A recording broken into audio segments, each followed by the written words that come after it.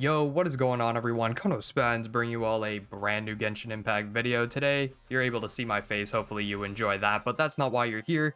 You're here to see the Keqing weapons tier list. In this tier list, we're going to be sorting the weapons for both electro Keqing and physical Keqing. So, if you're excited for the video, make sure you smash like, comment down your own opinions, whether you agree or disagree, subscribe to the channel for more Genshin Impact content, and remember, all these placements are based on my opinions and experiences, so don't be too harsh. With that said, let's get to making the tier list. Alright, so before we actually make the tier list will be read from top to bottom, then left to right. Also, this tier list is for electro Keqing. However, I will have a physical Keqing tier list at the end of the video, like I said in the intro. So, starting it off, the Fodder Tier has returned, just like in the Zhao video. So let's actually do a little skip and put everything that needs to be there now. Alright, so in the Fodder Tier, we have the Fillet Blade, the Cool Steel, Skyward Sword, Dark Iron Sword, Traveler's Handy Sword, the Silver Sword, and the good old Dull Blade. All these options, absolutely awful. Do not use them on your Keqing. It will be a disgrace. All these weapons either suffer from a low base attack, a horrible substat, or just a useless passive. Maybe it's a combination of them, or like the Silver Sword and the Dull Blade, maybe they just only have a low base attack and nothing else. So, like I said, don't use these swords. They're just fodder. Let's move on. Now, we're going to be using our first usable weapon, and that is the Aquila Favonia. We all love this weapon. Has the highest base attack stat in the game, being 674, has a huge physical attack substat, which is very good for physical Keqing, but right now we are focusing on electro Keqing. Its passive gives you a solid attack buff, and also has a slight heal and huge attack that can occur every 15 seconds, so that's pretty solid as well. Very strong weapon for Keqing, whether it's for electro Keqing or physical Keqing, so I'm going to put it in S tier. Now, we have the Star Glitter weapon, the Blackcliff Longsword. I used to not be a fan of this, but when I actually did some research into it, it actually turned out to be pretty good. So, Blackcliff Longsword has a high base attack for a 4-star weapon, has a solid crit damage substat, which is really nice.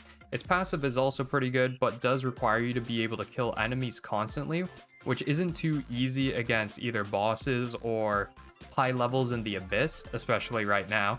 But overall, very solid sword. Definitely S tier as well, and I would honestly say it is better than Aquila Favonia. Get over there, Aquila Favonia. What are you doing? Alright, this is a sword we're all familiar with, except me because I still don't even have it, even though I wailed on weapon banners. The Favonius Sword has low base attack, energy recharge as a substat, and a passive that generates even more energy. To be honest, Keqing doesn't even have a problem with energy, so it's kind of useless and everywhere, and that's why it's going in D tier. Okay, so the event weapon, the Festering Desire. For those of you who have it, you probably have it Refinement rank 5. It has decent base attack, energy recharge as a substat, which Keqing doesn't need. Passive makes it so that your elemental skill will hit harder, and it also increases its crit chance, which is pretty nice. Overall, it's a good sword. I think we're going to put it into C tier. It's not as useless as an energy recharge sword as Favonius. That's the only reason why we're going to put it in C. It's relative, you know? Now, this is a 3-star sword. And you may be surprised, why is it not in fodder? Well, Harbinger of Dawn.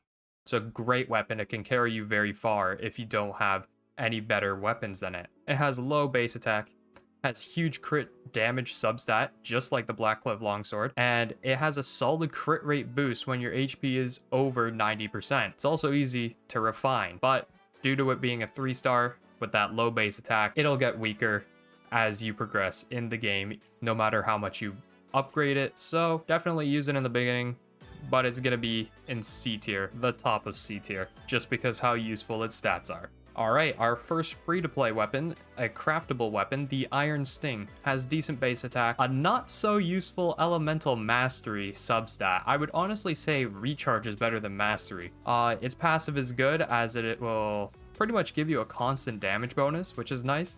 It's also easy to refine as long as, you know, the prototypes drop, but overall, It's also going in C tier, probably lower than the Festering Desire in my opinion, just because Festering Desire you can R5 immediately if you had it in the event. Iron Sting, it'll take a bit more work. Now, a solid weapon, the Lion's Roar. Great 4-star weapon. Also, by the way, Keqing's lore weapon, if you didn't know that. It has a decent base attack, but it's made up for, and even more, with a huge attack percent substat. Its passive also increases damage against enemies affected by electro, which is practically a constant attack buff for electro Keqing. Overall, amazing weapon for Keqing. One of the best 4 stars. We're gonna put it above Aquila Favonia in the S tier. Now, the new weapon that just got launched that I happen to get 2 copies of when going for the Jade Spear, and that is gonna be the Jade Cutter. It is the lowest base attack for a 5-star, but overall, it's a good base attack. And the reason why it has such a low base attack is because it has a huge, I repeat, a huge crit rate substat, and the passive makes up for the low base attack by giving an attack increase based on your Keqing's max HP. This weapon is the best weapon for Keqing, as it makes building her just so much easier and allows you to go for crit damage artifacts to further boost her attack. It's without a doubt that the Jade Cutter is double S tier, being the best weapon for Keqing. Now we have another craftable weapon, and that's gonna be the prototype Round Core. Has a very good base attack. It's actually a higher base attack than the Jade Cutter, believe it or not. It has physical damage bonus substat, which is practically useless for electro Keqing, but can benefit physical Keqing quite a lot. However, the passive is pretty good, as it gives you a good attack and defense buff constantly. Overall, it's a solid weapon. It does suffer from physical damage bonus for this electro Keqing weapon tier list, so we're gonna put it in B tier. But that will change in the physical version of this tier list. Now we got another Star Glitter weapon, and that is going to be the Royal Longsword. It has decent base attack, which is made up for with a huge attack percent substat. Its passive is meh, as it increases crit rate until you hit a crit, then the passive restarts. In my opinion, that's kind of useless. However, it is a solid weapon, so it's also going to go in B tier, but it's going to be lower than Prototype Round Core. The Sacrificial Sword. This sword has a low base attack, has a huge energy recharge substat, which really doesn't matter for Keqing since her energy cost is already so low, and it also gives you a chance to recast your elemental skill after, I think it's like a 15-second cooldown. Similar to the Favonius Sword, it suffers from similar things, but just because you can recast that skill again, that means you're going to be doing more damage, so it's just going to be a little higher than the Favonius Sword, sitting in D tier. Alright, we got the Skyward Blade. Some of you might actually have this 5-star weapon because of standard banner. It has a very high base attack. Unfortunately, again, this is a weapon with energy recharge as a substat. However, that being said, the passive is solid, as it gives you a nice boost to your crit rate, and after using your elemental burst, which you'll be doing a lot with electro Keqing or any Keqing, you get a movement and attack speed boost, as well as a damage boost to normal and charge attacks. Again, the Skyward weapons come in with such an appealing passive, but due to that energy recharge substat, it's gonna be knocked down to A tier. Alright, we got the Geo Sword, the Summit Shaper. Excellent base attack with a massive attack percent substat. The passive increases shield strength, which is useless, but it also gives you a small attack percent buff that can stack up to 5 times